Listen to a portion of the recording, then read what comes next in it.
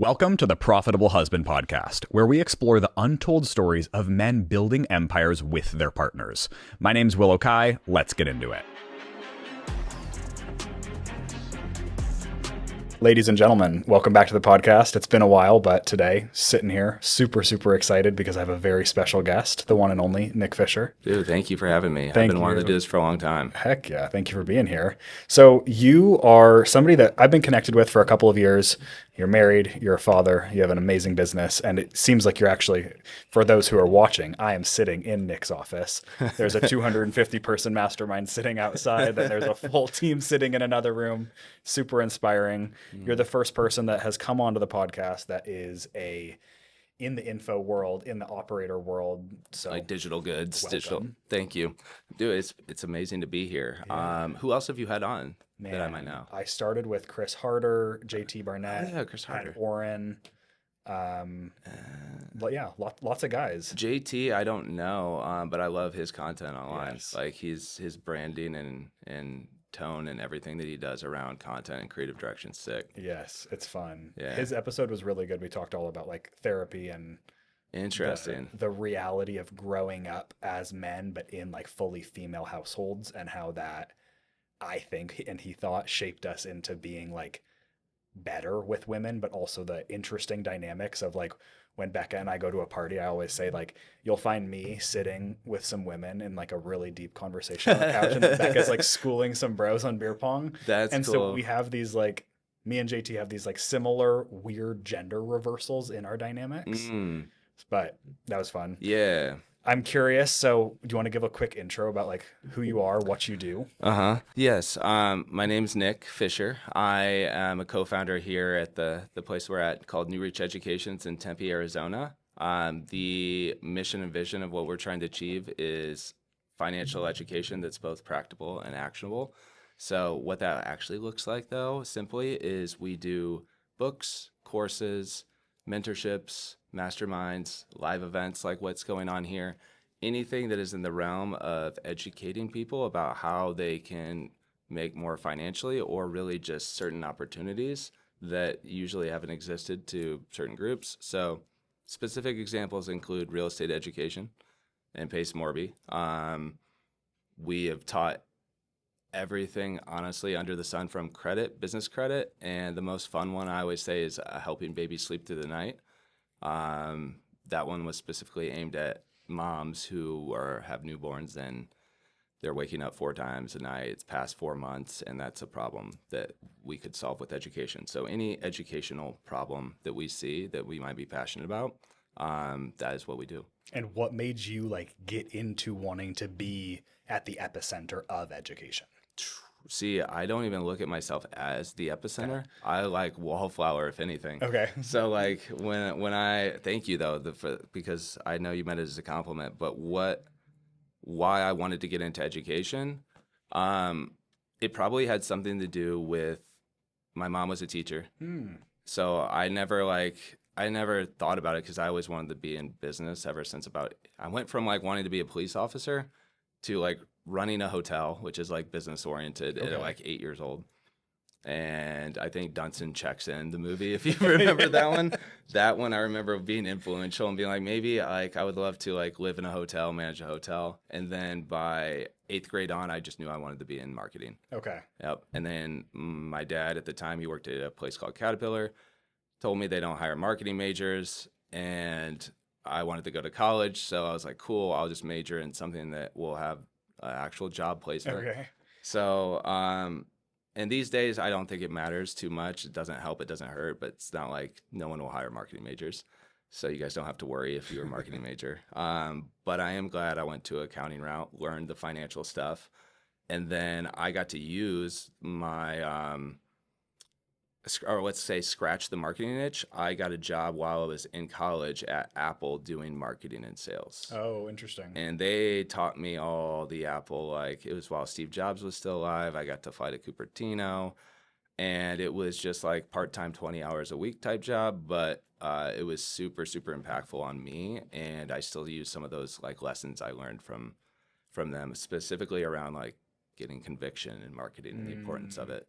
and and the stuff that like Steve Jobs is known for, like simplicity and design, and also uncompromising standards and a bunch of Yeah, other stuff. 100%. Right, a bunch of things that people on the outside would see as negative or positive, but it is what it is.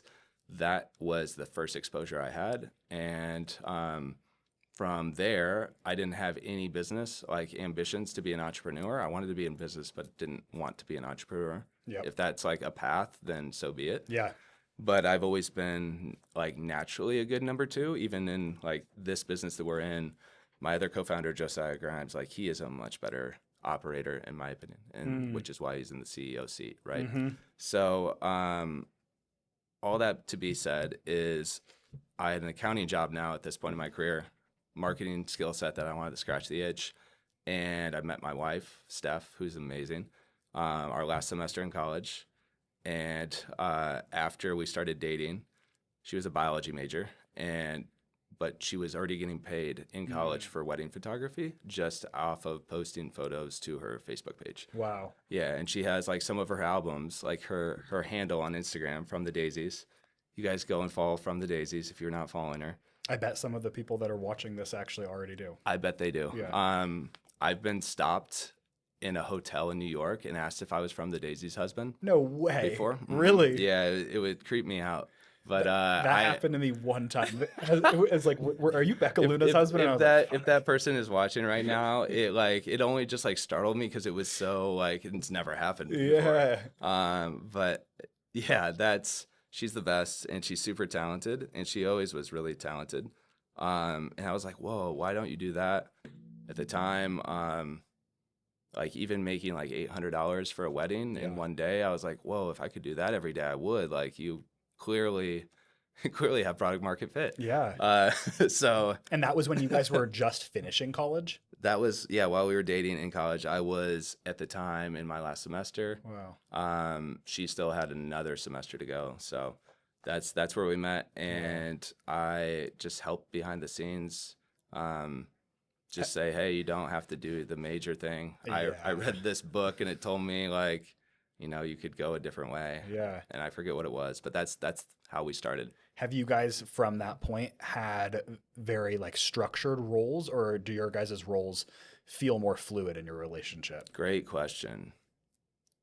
Roles as in working together, or just roles in life Like in general? responsibilities. Like who's going to do this with the kids? Who's going to focus on this I love that maybe question. income, or even just like the simple things of like keeping a house clean or homemaking? Yes. So roles are defined and then fluid when I would say one of us is too busy, because now both being more entrepreneurial, but I wasn't, like I worked for a few different companies as director of marketing, and like I like being an employee, to be honest.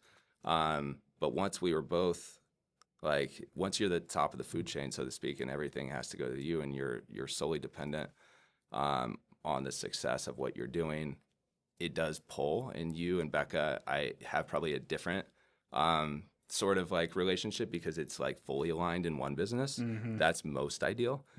But I don't know anyone that's has its really pros and cons. Right, Yeah. right, okay, exactly. Yeah. Because I've worked with Steph too, and she worked with me yesterday. Yep.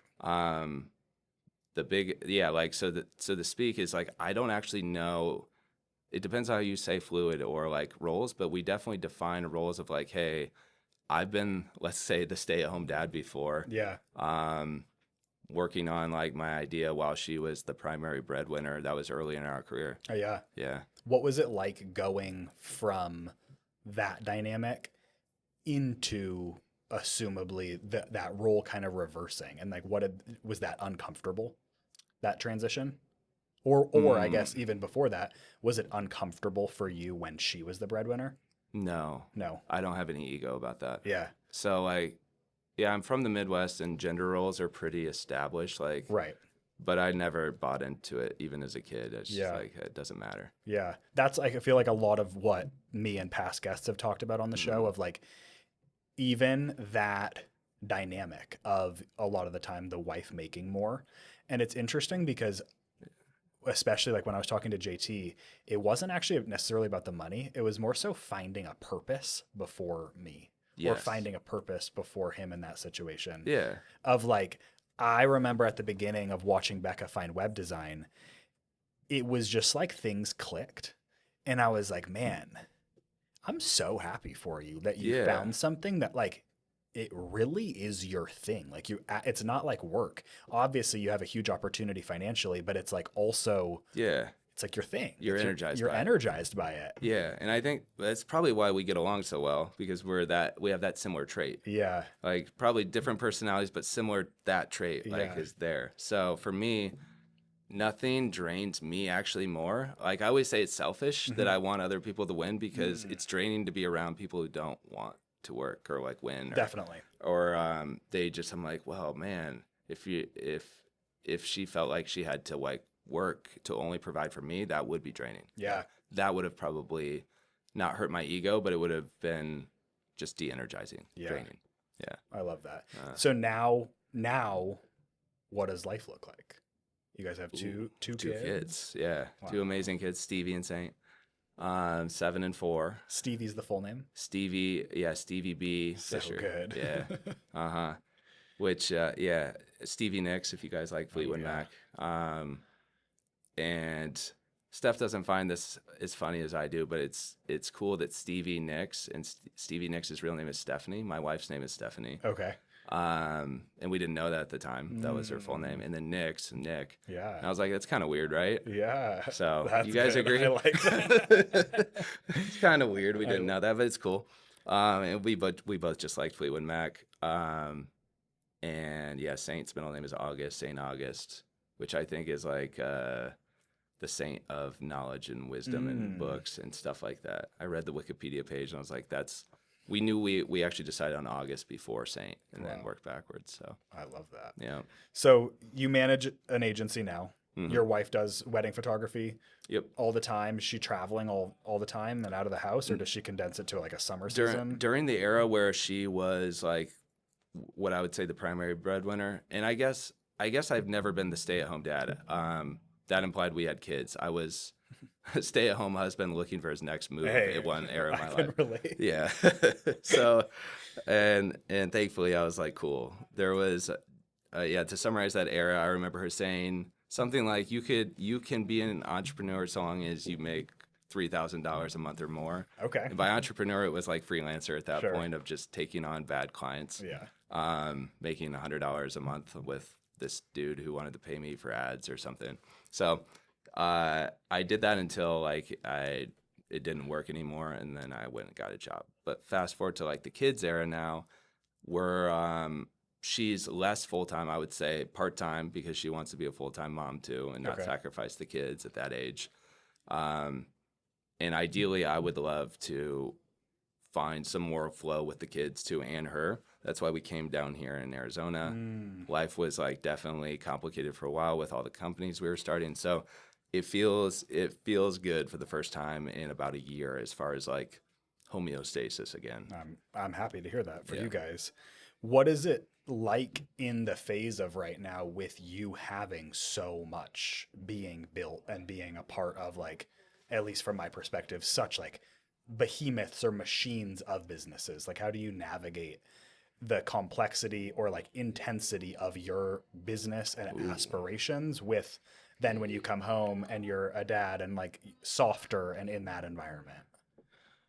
Honestly, well, it's hard, first off, and it's always in flux. So like it depends, because the intensity waxes and wanes here based off of not usually primarily my ambitions. Okay. If I had to say, if anyone who's driving, like what's considered like pace, who's out there primarily, I would say the driver of like, cool, if we have to play at this level this season of life, that's the level we need to play. Yep. So there is some planning like me and Steph do, but it's kind of adaptive to like where, okay, this like quarter, let's call it, or this, usually I don't try to say month because that's way too much switching of just like, cool, like part-time this month, full-time this month. Sure. But ideally every year, we used to do this. We would sit down at the beginning of the year, right around like New Year's, and we would just set goals for the year with each other in different categories. So I'm of like the personal development industry too a little bit. So like mine's even a little different. I'll try to goal set in different areas like financial, relationship goal. Okay. And they can be super simple. Like usually our relationship goal stays the same. It's just have one date night a week where it's just you two without kids, anyone. Yep. Financial goal can change depending on the year, obviously. And then from there, so if you set the right goals, my philosophy is that if you set goals together and you both are achieving your goals, your relationship will always be fine. Yeah. There's obviously some exceptions, but usually that is the case. Yeah. If you set good ones. Do you care to share what goals you guys are working towards? Yeah, I right. could look. And I'm curious actually, because Becca and I have recently been actually in a place of realizing that our goals are really different.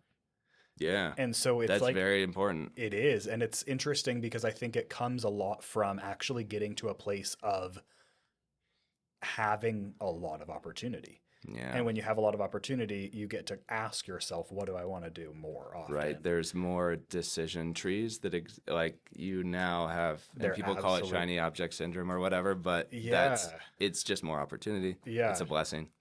Yeah. Which is cool. So, maybe, dude, I'm curious. So what are you guys doing first? I don't want to tell my answer without hearing just like what is, once you guys realize that, what was the next step?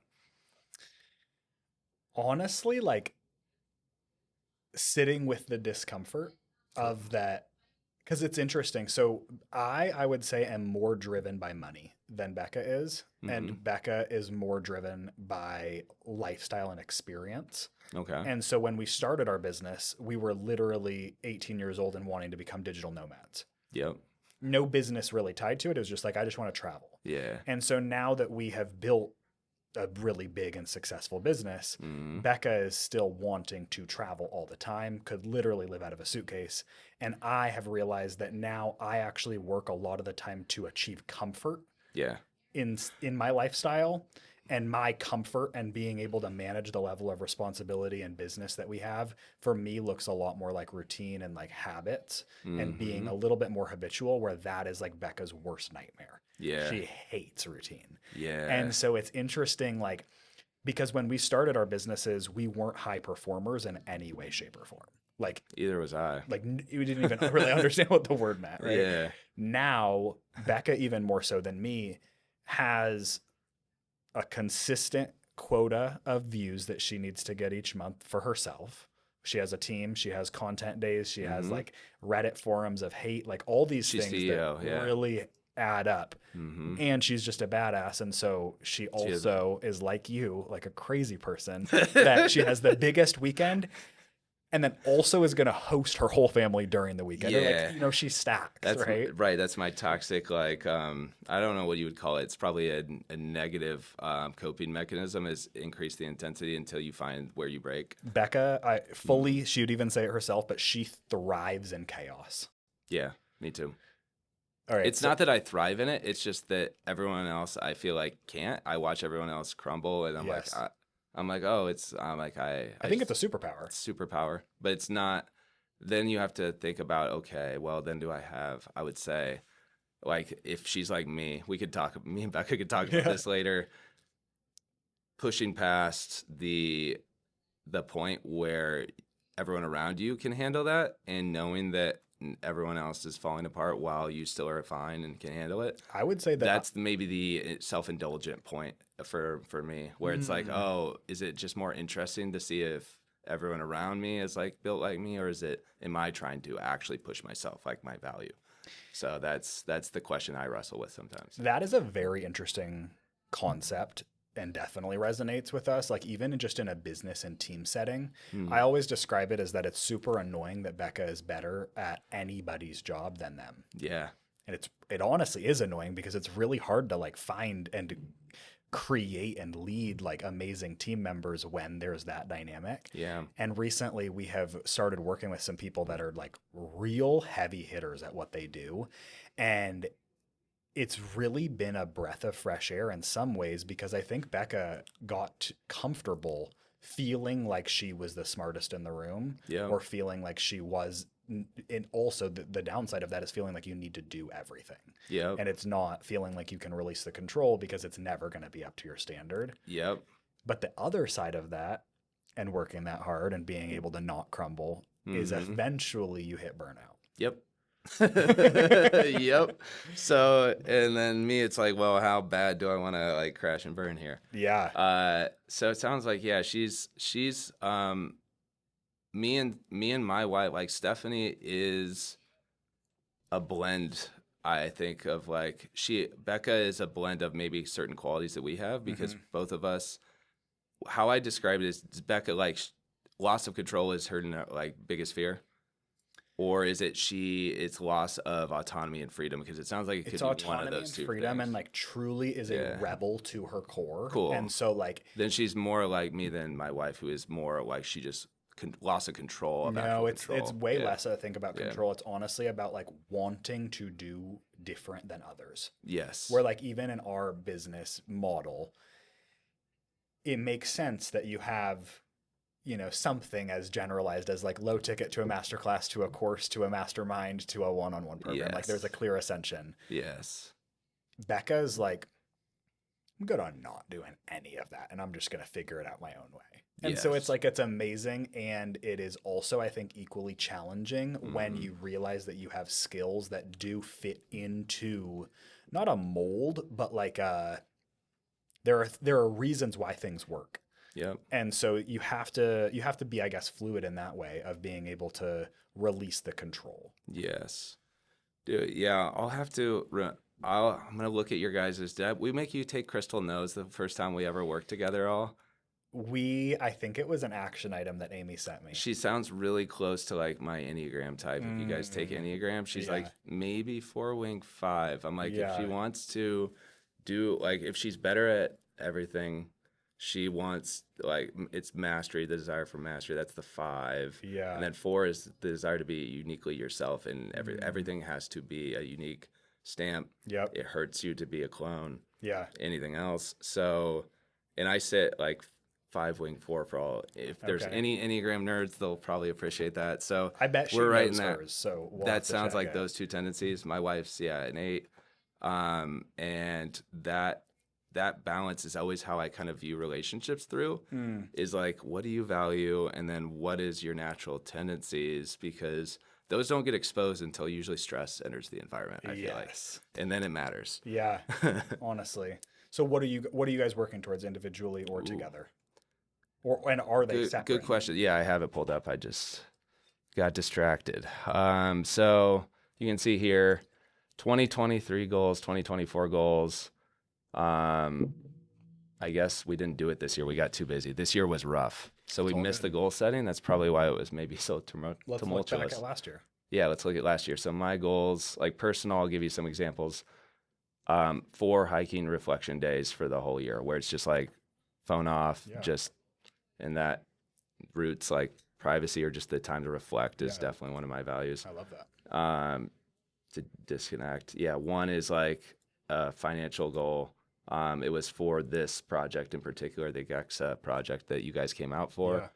1.8 top line with 50% profit margin. Okay. So very well defined there. And then financial goal was 800 credit score. I did not achieve this, or I achieved it for like one day. Okay. I got there and then it went down. Relationship, it's currently not great. I need to repair that. Okay. Relationship, date with Steph once per week plus 2, we call them retreats or just like weekends together. That one didn't pop up until really like kids like entering the mix too. What do you think to have to goal plan for that? Right. For you guys, it's like, well, every night's date night sometimes, but you still have to be equally intentional about it because it's like every night turns actually into more like a boardroom meeting. I guess you're right. You guys, sorry, you do have a different dynamic. That never would happen with us. Yeah. It would be more so, I guess, just one of us is more taxed than the other and like, oh, I'll help you and help this. Yeah. So that's interesting. Yeah. So you can never get away. There's no work-life balance. It's full integration at 100%. Like mid-sax, I would say. Yeah. Bro, that's actually amazing. Well, and I will say though, also we have worked with therapists to actually I, like separate the co-founder to partner that's cool. relationship. And it's actually funny because we're sitting across from each other. Mm-hmm. And one of the things that we learned that actually did stick with me was Mm-hmm. we spend so much of our time, literally from the second we wake up, we're talking about funnels and bullshit and team members and Oh like man. all of that. And then it's really hard actually sometimes to, let's say, switch from like working to like, hey, let's go out to dinner and it not be just carrying out Yep. this team member or we need to hire, blah, blah, blah. Near impossible. And what we learned though, and it actually, I feel like did make a change, was this is like me and you are like, we're intimately having a conversation, Mm-hmm. but it's like we're in a boardroom, right? We're like Yeah. talking at each other. Sure. And the slight switch of if I were to sit on your side of the table, and like in the Whoa. example that he had given is that you're at a restaurant. You can either sit like this, Yeah. and then it's me and you, and this is like our world, right? Uh-huh. Or we can sit on the same side and experience the whole restaurant together. Bro, that's so profound. To be honest, thank you for saying that's the therapist that told you Yeah. that. That's a good therapist. I take back, like, I've never been, like, we've never been to therapy. Yeah. Like, we've definitely been through phases of our relationship where we should have probably gone. Yeah. But you just don't, I don't know who to go to. And I'm like, if I have to pick a wrong therapist, hear too many horror stories. Yeah. That one, that's like, maybe it's, was that profound to you guys too? It's funny because it's like when you're in it, no, you're like, the fuck is even that? But then like when you do it, Okay. and I'm also going to be transparent. A lot of the time, we don't sit on the same side. But when we are thinking, oh, we've had a stressful day and it's the time to like look at each other and not talk about work and instead actually be able to fill conversation with like, you're like people watching together. You're like looking at food coming out instead of just looking at each other and confiding in, or like almost isolating yourself in the conversation that becomes a loop. Whoa. No, like it instantly clicked for me. We sat on the same side of the table on our last date night. We don't always, but we did it that night. And Yeah. it was it's normally like if there's valet or parking or anything, I'll drop Steph off, she'll go in and get seated. And then I come in, I usually ask because there's like if it's a, what do we call it, four top or circle table, whatever it is, there's always those options. I just asked her, I'm like, do you want me to sit on the same side of the table or like across? And I don't know why I do that. And now maybe I do. It's something, you're right. Just subconsciously, there's a perspective gap. Mm-hmm. You are seeing something I'm not. And Yeah. even sitting on the same side, it can't close the full perspective gap, but it can eliminate maybe like at least you're visually seeing the same thing. Yeah. Well, and then it just like it does influence your conversation of what you're talking about because you're Yeah. seeing the same things together. For sure, dude.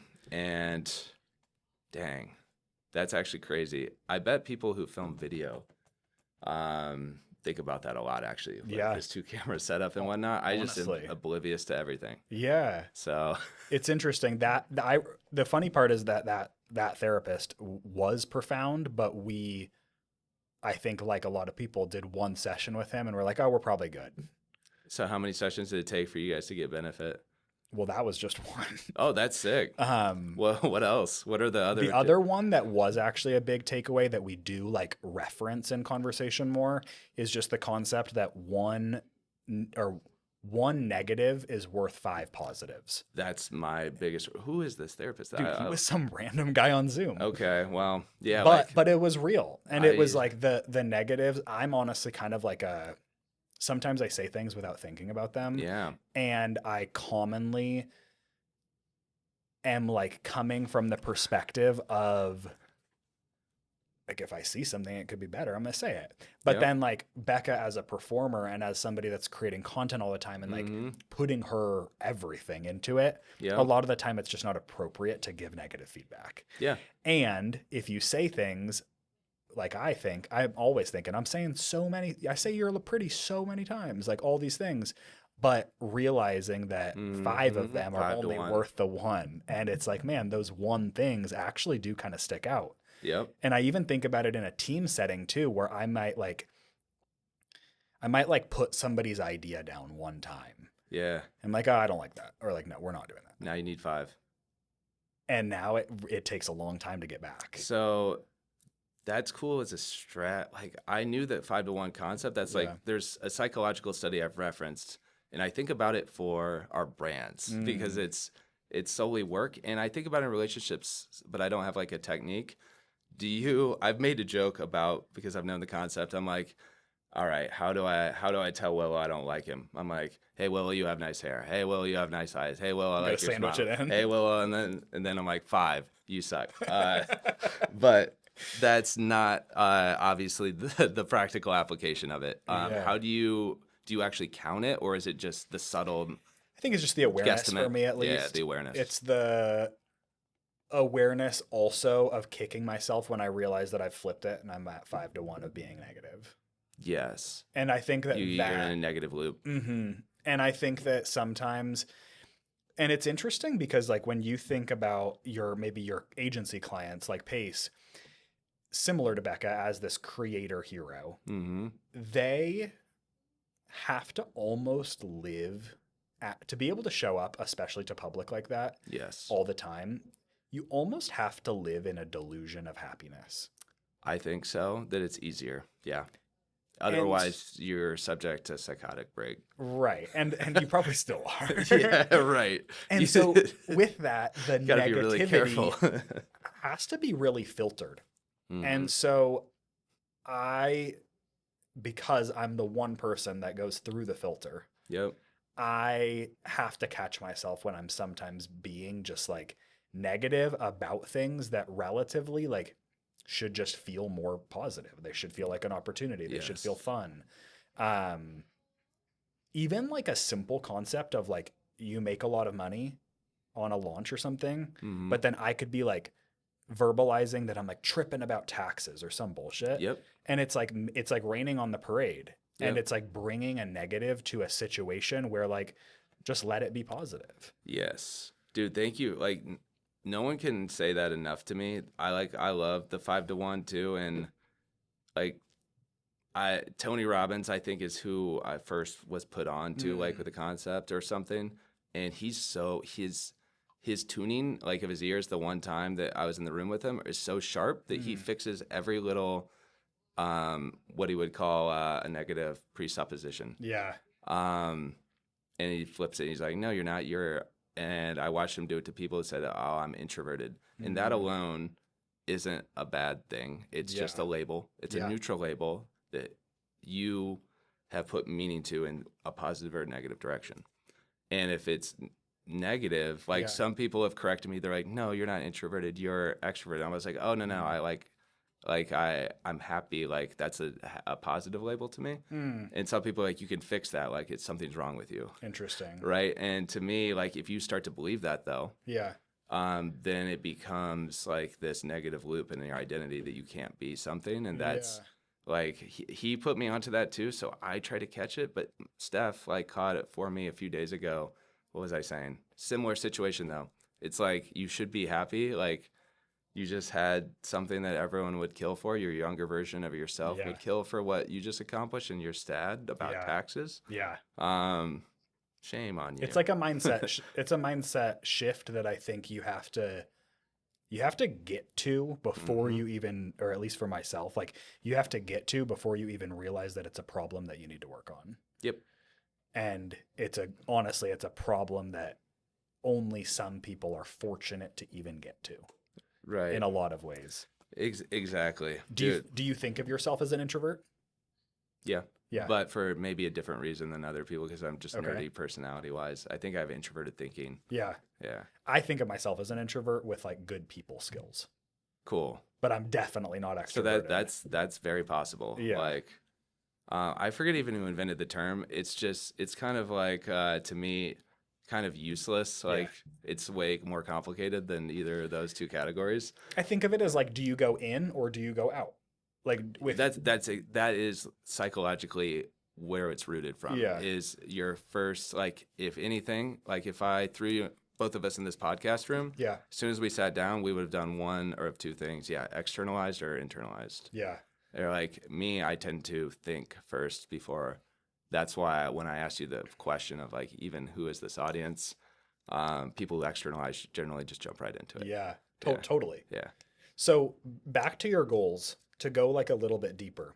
So for the context, I found Nick a couple years ago, and then maybe a year and a half ago, I came out and paid to do a VIP day with you and your team. Yeah. And I And it was left. fun. It was super fun. I always watch our video back and I'm like, that was such Whoa. a good day. And I left feeling like I hadn't met many people in business that I felt like me and you were thinking wise were very similar. Mm-hmm. And I left questioning, what is your driver? Ooh. I can tell you. But let me think. Driver to what, life in general? Like, why are you doing all this? The Power Day with you guys? No, like all of it. All of it. Just my life, like, or Like, is it business. for money? Is No. it for power? Is it No. for a lifestyle? No, but those are all good guesses. Those are all very associated with entrepreneurs. Okay. But it's even deeper than that because it's Yeah. focused on really high cash flowing entrepreneurs in a Yes. high profit margin business. Yeah, that's like money. Like, money is a preference. Okay. But money is not even like, to me, some people say money is a tool to achieve whatever. I don't even really look at it as that. I've heard people say like money is like a scoreboard, and that's maybe a little bit closer as far as how I view money. Is like, Okay. money is a scoreboard of alignment with you and like what you're trying to achieve. But that's if you're business like focused, and it's like, well, why are you business focused? To me, it goes deeper to that. I would root it down to the desire not to feel incapable and incompetent. And because I found an area of thing that I was really good at, Yeah. I kept wanting to go deeper. And if I ever sense that someone is maybe better in a certain area, I usually have to remove myself and go find somewhere other area. So that's when we talked about like me, I've been on and off the org like chart here. Yeah.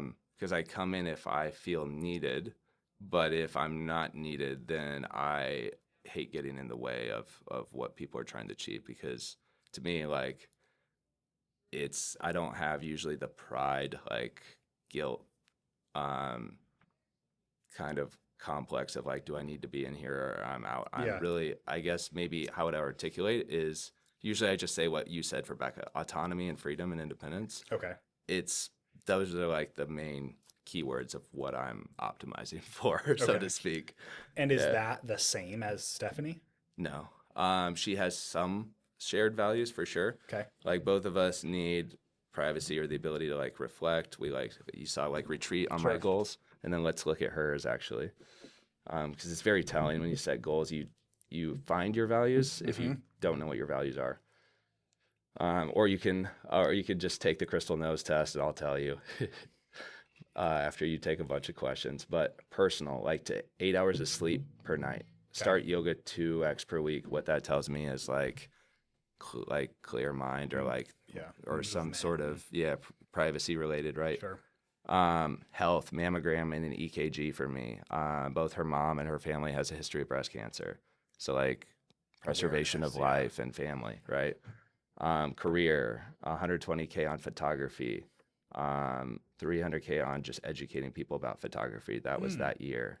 She does education? She does, but now she's like, she's pulled back like from that as why. She'll now only do it for styled shoots that she wants to add to. Basically, she has this concept or vision that wouldn't make sense in any other capacity of like, because for a wedding you have some creative control. Steph usually gets a lot. Okay. She usually, because she has a very good and unique dope style and track record. But in general, you can't just like replan someone's wedding and be like, nope, you're going to do it here and you're going to use this. So I think that itches the creative thing for her. Yeah. Is she gets to practice like, let's call it full 100% creativity and vision align. I'm sure her and Becca would probably vibe in like that direction for sure. To me, it doesn't, like, I will sacrifice some of that, but I do prefer it. You know, I like to see it. I like to see her achieve that. So, join a softball league, which, you know what, that's probably rooted in some, like spiritual, relationship goal was blank because it was the same as mine. The date night, we align around relationship goal. I like that they're like Yeah. tangible goals. Yeah, well, I honestly think about Becca and I's conversations, and they're like so intangible. yeah, So if like, if it's not clear to a third party if you've yeah, achieved it, it's not really a well-defined goal, let's say. honestly. Yeah. So okay, so like when we think about like really building big Mm-hmm. business to the point where you're talking about like an exit strategy or Mm-hmm. like this idea of reaching 9 figures, like Mm-hmm. huge milestones in business. Mm-hmm. What and have there been conversations between you and your wife of if we could get to a place, if we got to a number, if we got Mm-hmm. to like something, and like let's say you sell a business that you're a part Mm-hmm. of, and you get a level of financial security that feels like it opens up a lot of room for questioning of what do we want to do. Do you guys feel, or do you feel like you guys are working towards the same vision, or you have different visions of what life would look like I outside of I feel working? really aligned with Steph on vision for life. Okay. And that's probably why we've been able to like survive through both being entrepreneurs. You Yeah. know, like working together, it's not easy. Um, Thank you for like those therapy insights because I'm like, Yeah. I don't want to go to therapy, so I'll take the therapy insights before Honestly. ahead of time. I'll white label them. Yeah, like that's where I'll end up if it ever gets too bad. Yeah. Or not, like whatever it is, whatever the Yeah. resolve is, the fact that you guys equally care. I don't have a lot of like amazing relationship advice that just works for everyone. Yeah. Like for me, like everything is so based around me trying to truly understand who someone is so that I can like actually give them maybe the most optimal advice instead of just directionally correct. Okay. So it's easy to say like, yeah, you'll never get divorced if like this happens, or you'll always be happy if you never go to sleep angry. I've heard that one before. I have Stuff too. like that. But I have found that there's exceptions. 100%. Directionally correct. Yeah. So especially on the nights that you're like sleeping on the couch, you're like, yeah, fuck, yeah, right. we're both angry. Uh-huh. Yeah, exactly. So I think like that's maybe the thing that I love, that when people get just any sort of unlock, like, because I've got them throughout my life and I'm still getting them. Like, you gave me one today. I'm Yeah. like, holy crap. I work really hard on like self-awareness and understanding. So of both myself and other people. So therefore I'm like, dang, that was really smart. If I would have thought of that earlier, life would have been a lot simpler up to this point, maybe. Yeah. Because you're right. There's no way to ever know, but the conversation, yeah, would be different. So Yeah. super cool, dude. And yeah, like Steph would maybe have a different perspective on like, is our full vision aligned? But I would bet that if you asked her like, where do you guys see yourselves in X, it'd be relatively in the same place. I love that. Yeah. Well, let me round this out with 3 pieces of advice from you. Cool. One for a husband that has an entrepreneurial wife or partner, or Okay. also maybe is in the stage of wanting to build that, but maybe they're still in 9 to 5s. Mm-hmm. The second is a piece of advice for a couple. Okay. Any advice that you could give from your guys' relationship going into being parents together, Okay. anything. And the last one is a tip for an entrepreneur. Bro, I appreciate you so much for caring enough to give me 3 avatars to lurk around, knowing that Yes. would be what I needed. So first, Yes, the is supportive husband, let's supportive say. husband. Okay. I've been in that, role. I still tried to be that role. It never goes away. So, but if it's the entrepreneurial situation where your wife is in quote unquote the driver's seat, my advice is really simple. I think I would just say, it's easy to say don't listen to everyone else around you. But that's generally the idea of just like, don't think about what other people think of you. Where I see guys get tripped up is there's a societal pressure to provide for the female, especially in America. It's less prevalent, but certainly in certain countries. Yeah. And I just believe that to be literally a human construct Yeah. of society. That's not an actual rule of nature or anything. Even if you're Christian or anything else, like maybe you would reference it as biblical, but there's exceptions too. I also think that there's Like strong nuance to women of the Bible. what does Yeah. provide mean? You know, it's not just Exactly. financial. Bro, you're with me. I'm like, Yeah. provide. What do I mean by provide? Yeah. Now I sound like Jordan Peterson or something. But yes, that's exactly it. What does provide mean? Yeah. Choose your own definition of provide. Yep. And maybe even like find a definition that is within the confines of your relationship. It doesn't need to Agreed. be from what everybody else tells you to do. Yeah. Yeah, it doesn't need to be. Yeah. Okay. Next tip. What is a piece of advice for a couple that could take something from you and Stephanie's relationship? Since she's not here, it's maybe hard to see it, but both of us, and I noticed this in your guys' relationship too, the fact you like go to therapy is because you both still care. I've noticed that relationships, the only time they ever don't work is when both people give up. So long as one person hasn't given up, and ideally both don't give up, it's very strong. Love that. Yeah. Just you test it. And obviously it does suck that like you can go 10 years and build relationships and then tear stuff down too. Yeah. So, but so long as people, again, they both care. The fact that you're both hurt at any given time, I always remind myself the fact that we're both hurt and like maybe pushing each other or drawing away. Yeah. I remind myself, I try to flip it and say, that's a good thing. That means we both care. Yeah. It would be actually worse if we did this and there was a blow up and both people just No, decided to honestly, walk away. that's a takeaway for me. So And last gives one, you hope. what is a tip for a very different avatar of somebody who's wanting to become a, let's call it either educator or just kind of like master of their craft, like the people that you work with? Ooh.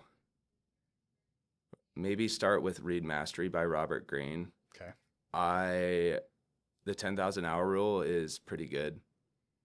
Like, I can't think of anything better. Like just keep your head down and just keep doing it. Right. Like, define mastery, like, and I forget exactly how he defines it, but it's pretty good. It's like closely to how I've done it. And the simple rule is 10,000 hours. Put your 10,000 hours in if you want to master something. Yeah. Do it faster if you want to do it fast. Do it slower if you want to do it slow, but you'll get there. Well, thank you for doing this with me. Oh, dude, this was was super rad. fun. I Yeah. never get to have these conversations. Yeah. So. I wanted to create this so that you can talk about these kinds of things and then launch the podcast, and started seeing comments roll in of like, thank you for doing this. You're talking about money and relationships, the two hardest things to talk about. Yeah. But I feel like we can have fun conversations, especially as husbands that I think do a great job at providing and also are in places that we're able to redefine what providing means. Dude, I think you're actually going to change a lot of lives that probably feel very misunderstood. Yeah. Well, thank you. Of course, dude. Thank you for doing this with me. Cheers. Thank you.